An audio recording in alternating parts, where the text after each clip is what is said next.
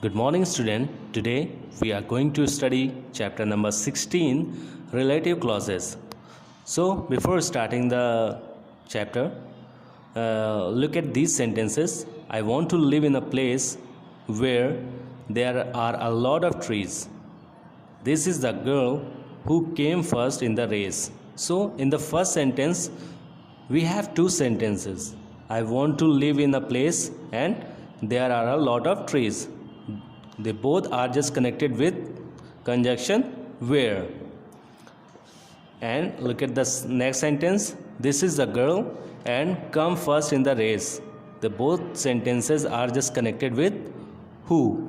So in the first sentence, the word where stands for the noun place. Hence, it is a pronoun. It is also joins two clauses. I want to live in a place. There are a lot of trees. They both sentences are just connected with where. Similarly, in the second sentence, the word who stands for the noun girl. So here, who is just working as a noun, which is girl. Hence, it is a pronoun. It also joins the two clauses. This is the girl and come first in the race. They both sentences are just connected by who. So, such relative pronouns which join two or more clauses are known as relative clauses. A relative pronoun thus always follows the noun that it is just talking about. For example, my uncle who died last year lived in the house. No, my uncle died last year who lived in the house. So here pronouns like whose, whom, where, who, which and that are used to form relative clauses.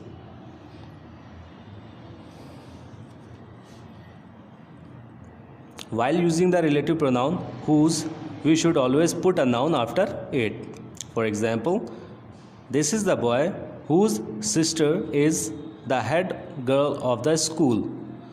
In the sentence above, the noun sister follows the relative pronoun whose. The omission of the relative pronoun in a relative clause. Look at the first one. When the pronoun is the object of the relative clause, we can leave it out. When the pronoun is the object of the relative clause. When the pronoun is going to be the object of the relative clause, we can just leave it. Look at the example. Do you know the boy who, that is in bracket, your brother fought with yesterday? So we can just hide it, the relative clause, that is whom, we are just hiding it from here. And look at the next. When you break up the above sentence into two, it would be, do you know the boy? Boys is the object of the sentence. Your brother fought with the boy. Boy is the object of the sentence 2. Whereas in the sentence, do you know the boy who fought with your brother yesterday? When we break up this sentence, it would be, do you know the boy?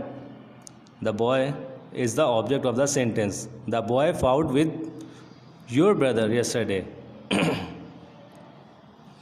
In such a case, the relative pronoun cannot be omitted.